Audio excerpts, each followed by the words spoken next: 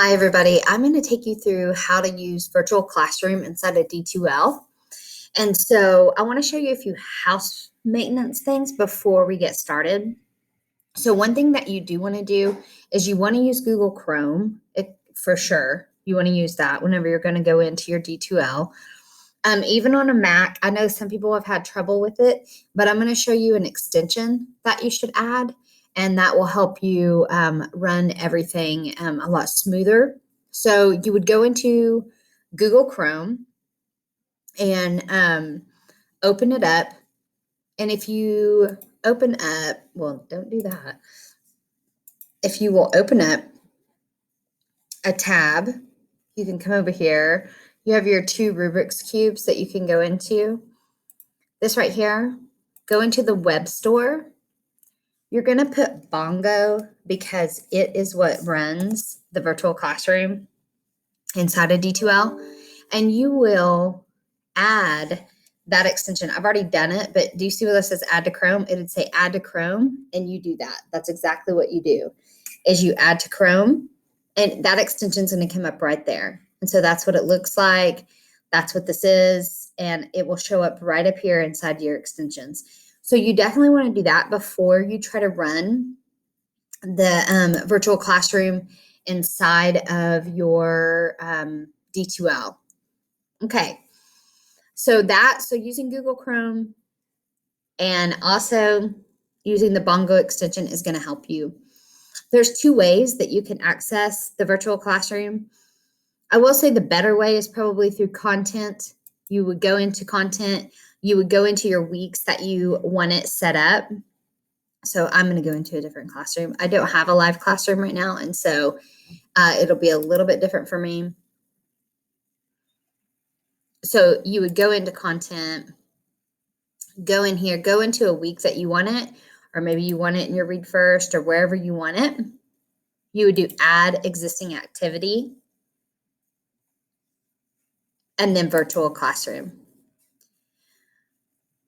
Because I don't have live students, I want you to know it's not going to set up correctly right here, but I'm going to show you how it does set up whenever we go inside of here. And so you would come in here, you would schedule a meeting, title it. I'm going to title mine Test 7. I'm going to click it. You can click it for any date that you're going to need it, the time that you're wanting it. You can click now. I'll go ahead and just put now. And then how long you want it. Maybe you want 90 minutes. Maybe you want 75, whatever you're wanting. I would say shorter the better. No one wants to hear from us for that long.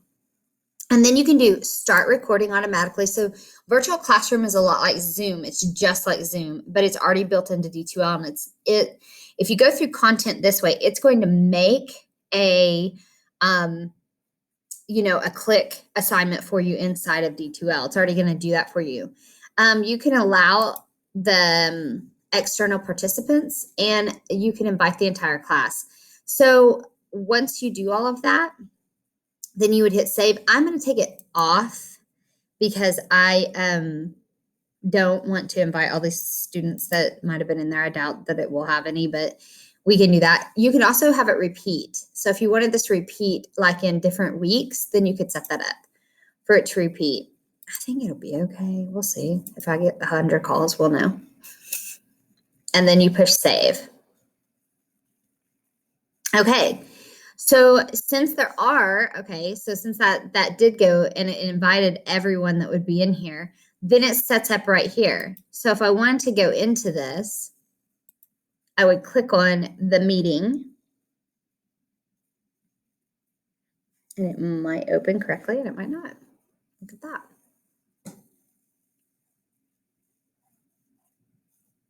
Not for sure why it didn't open correctly. I love my life when this happens. Here it is, test 7. So here it is. I'm sorry, there it is. It's external, so it went into here, and it is put it in here for us. So it automatically made that, put it inside here for me. And then I'm going to click test 7, and I'm going to get it started.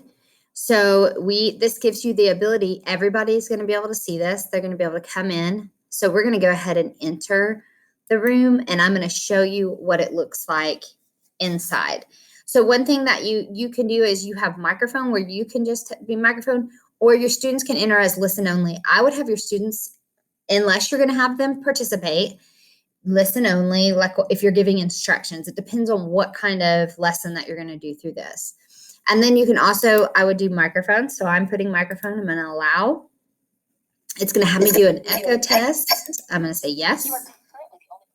Thanks. Thank you. Thank God. Okay. So I'm going to show you some different things that are inside of here. So if you come over here, you have the ability to do some breakout rooms where people could have different, they could have conversations, and you could kind of set up a discussion and that kind of thing. You can invite, you can initiate a poll. So you can go in here and you could say, what do y'all think? And then it would have like all these different, true and false, ABC. You can put those in there. You can also, this is where you upload your presentations. So I'm going to go get a presentation so I can show you. I'm going to show you how to go through this classroom.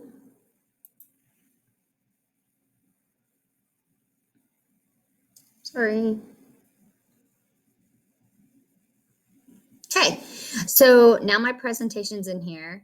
You have the ability to have all of these different, you can mute people, you could add yourself on a recording. I would show you right now, but I look like I have Convoy 19 right now. You can show your screen, share your screen if you wanted to do that. You have that ability. You also have the ability over here, if you wanted to go into settings, you can put in the captions so that we have those closed captions for our students. And then pop-up alerts or chats. I mean, you can turn those off or on, or however you need that. And I think this would allow you, to say lock participants' microphones or whatever if you needed that. So that's all inside of here. This is also how you'd end the meeting, leave the meeting. Okay, so if I'm going to click through here, let's say that I wanted to show you different things, then these are your tools over here. So you have the ability to, write in here. And if we want to know who's writing, you would do this. It's going to go in and now follow my mouse and say who I am. So if I went in here and I said, I want to do some text and I want to put it in here. Stay safe. Then I could do that. I can change the color of that. You can do whatever you need to do inside of there. I think in here you can also do shapes. So if you wanted to outline or circle something that you wanting them to see for sure, you can do that. There's all kinds of tools. Maybe this is not my jam to write on different things because it looks like that whenever I write on things, but you have that ability to do all of that. And then you have the ability to go all through here, do your presentation. It's going to go through and all the different steps. And then if you wanted to invite people into chat, then you could do that. So there's a chat, so you can have a messaging system if you want inside of here. This is tells you who is in the chat, what's happening, that kind of thing. So those are always good. Those are always something that is good to have inside of there, that you're going to have the ability to go in and do that. Virtual classroom is really good. We're going to go in and do, I'm going to end the meeting. We're going to end it.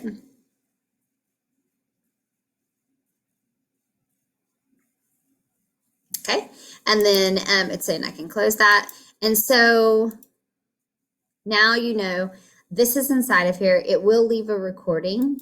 So in my read me first content, this is all the way down in here. It's there, and it's a meeting, and everyone can go in there now, and they should be able to see when it takes some time. The recording's not available, but when it is, it will show up there. So that recording will stay inside that week, wherever you wanted it to be, and then you could have had it repeat in different weeks if you needed to.